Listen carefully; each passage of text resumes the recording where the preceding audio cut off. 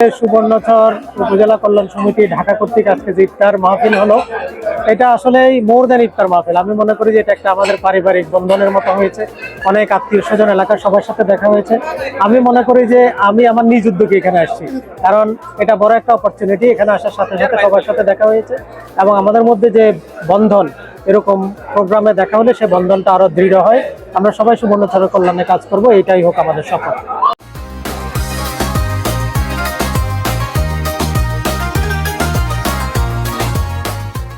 সত্যি এক অনন্য অসাধারণ সুবর্ণচরবাসীর ডাকার একটা মিলন মেলা। আমরা এটা প্রতি বছর করে থাকি। এর মাধ্যমে আমরা মূলত পারস্পরিক সম্পর্ক বৃদ্ধি এবং একে অপরকে জানা, এক ফ্যামিলি আরেক ফ্যামিলির খোঁজখবর নেওয়া থেকে শুরু করে আমরা সার্বিক বিষয়গুলো নিয়ে এই মিলন মেলাগুলোতে মূলত একত্রিত হয়ে থাকি। এতে করে আমাদের বন্ধন আরো দৃঢ় হবে। অদূর ভবিষ্যতে আমাদের সুবর্ণচরকে এগিয়ে নেওয়ার জন্য আমরা পরিকল্পনা গ্রহণ করতে আরো বেশি সুবিধা হবে এবং পারস্পরিক সম্মান শ্রদ্ধাবোধ বৃদ্ধি পাবে বলে আমরা মনে করি। এটা ইফতার পার্টি প্লাস সুবর্ণচর কল্যাণ সমিতির মিলন মেলা। আমরা অতীত করেছিলাম, বর্তমানেও সুন্দরভাবে হয়েছে। আশা করি ভবিষ্যতে আমাদের আরো সুন্দরভাবে ইফতার মাহফিল হবে এবং আমাদের মিলন মেলা হবে।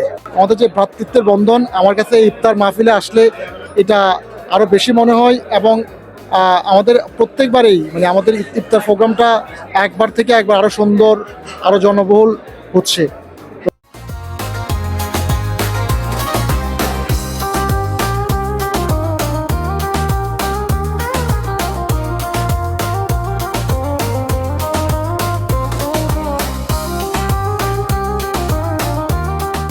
অ্যাসোসিয়েশনের একজন আইন সম্পাদক, আমরা চেষ্টা করেছি যথাসাধ্য সুবর্ণচরের সবাইকে একত্রিত করে একটা সুন্দর প্রোগ্রাম দেওয়ার জন্য।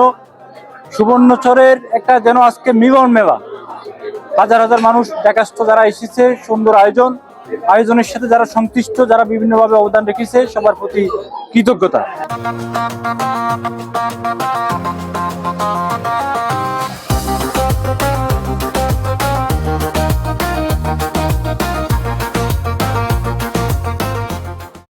উপজেলা কর্তৃক আয়োজিত আজকের এই ইফতার মাহফিলে আমি উপস্থিত হতে পেরে অত্যন্ত আনন্দিত এবং কৃতজ্ঞ। এই অ্যাসোসিয়েশনটা হলো অরাজনৈতিক প্রতিষ্ঠান। এখানে আমরা ব্যবসায়ী, শ্রমজীবী, পেশাজীবী সবাই মিলে কিন্তু এই অ্যাসোসিয়েশনে আছি।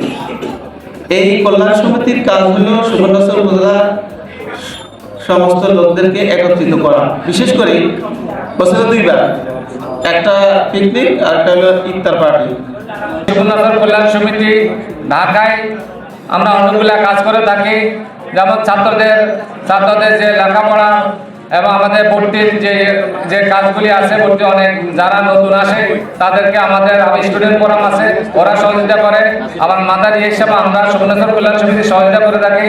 অনেকটা আগ্রহে অপেক্ষা করি যে কখন একটা ইফতার প্রোগ্রাম হবে, কখন একটা পিকনিক করব, কখন আমরা সুবর্ণচরের প্রিয় মানুষগুলা সবাই একসাথ হয়ে পাখির মতো আমরা গল্প করব, আড্ডা দিব, একে অন্যের খোঁজ খবর নিব, একে অন্যের সাথে কৌশল বিনিময় করবো। এটাই হলো আমাদের মূল উদ্দেশ্য। সুবর্ণচর কল্যাণ সমিতির চিরাচরিত নিয়ম অনুযায়ী আজকের এই ইফতার পদুয়া মাহফিলের সম্মানিত সভাপতি উপস্থিত আছেন আমাদের সুবর্ণচরের সন্তান, যাদের হাতে আজকের এই সুবর্ণচর কল্যাণ সমিতি গঠিত। সাবেক সচিব উপস্থিত আছেন আমাদের সমিতির উপদেষ্টা মন্ডলীর সদস্যবৃন্দ এবং বিগত দিনে যারা সভাপতি, সাধারণ সম্পাদকের দায়িত্ব পালন করেছেন সকল সম্মানিত ব্যক্তিবর্গ এবং আমাদের নোয়াখালী সদর সুবর্ণচরের জামাত ইসলামের পক্ষ থেকে যিনি প্রার্থী হয়েছেন জনাব এসআর খন্দকার ভাইয়া সালাম, সবাইকে আমি আমার ব্যক্তিগত পক্ষ থেকে আন্তরিক ধন্যবাদ এবং কৃতজ্ঞতা জানাই।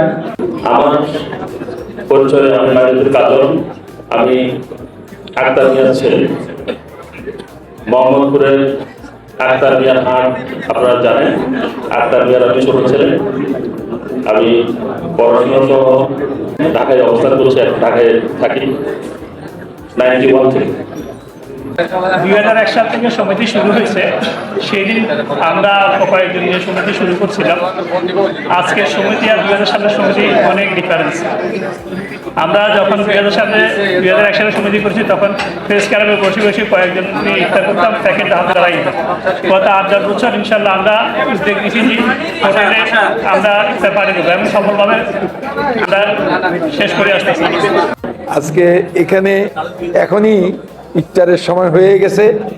আমি শুধুমাত্র আপনাদের সকলের কল্যাণ কামনা করে মহান রব্বুল আলামিন যাতে আমাদেরকে ভালো রাখেন এবং সুবর্ণচর উপজেলাকেও যাতে অত্যন্ত উন্নতভাবে আমাদেরকে আমরা গড়ে তুলতে পারি এবং আজকের এখানে ইফতারের যে উদ্দেশ্য সত্যিকার অর্থে আমরা যারা এখানে মুসলিম হিসাবে যাতে করে আমাদের পার্থিব জীবনটাকে কোরআন এবং সুন্নাহর আলোকে আলোকিত করতে পারি, যাতে করে চিরস্থায়ী জীবনে আমরা আল্লাহ আমাদেরকে সুখে রাখুন, এই প্রার্থনা করে আমি আমার বক্তব্য শেষ করছি। আল্লাহ হাফেজ।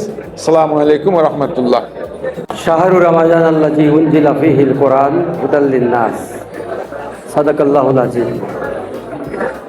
সম্মানিত সভাপতি, সম্মানিত বিশেষ মেহমানবৃন্দ এবং ঢাকাস্থ সুবর্ণচরবাসী, আসসালামু আলাইকুম ওয়া রাহমাতুল্লাহ। আল্লাহ রাব্বুল আলামিনের দরবারে শুকর আদায় করছি আপনাদের সাথে একত্রিত হতে পেরে, আলহামদুলিল্লাহ। সম্মানিত ভাইয়েরা, ভাই বোনেরা, আমি আপনাদের সামনে যে আয়াতটা তেলাওয়াত করছি এর ব্যাপারে দুটি কথা বলে আমি কথা শেষ করব ইনশাআল্লাহ।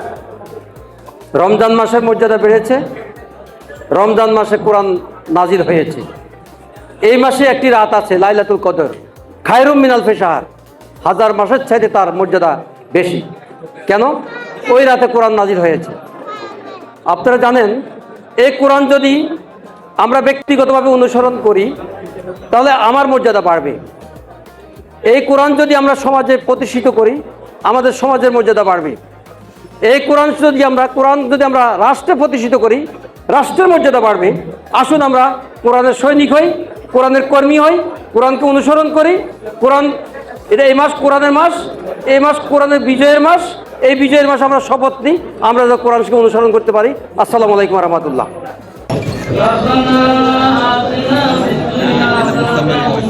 وفي الآخرة حسنة وقنا عذاب النار.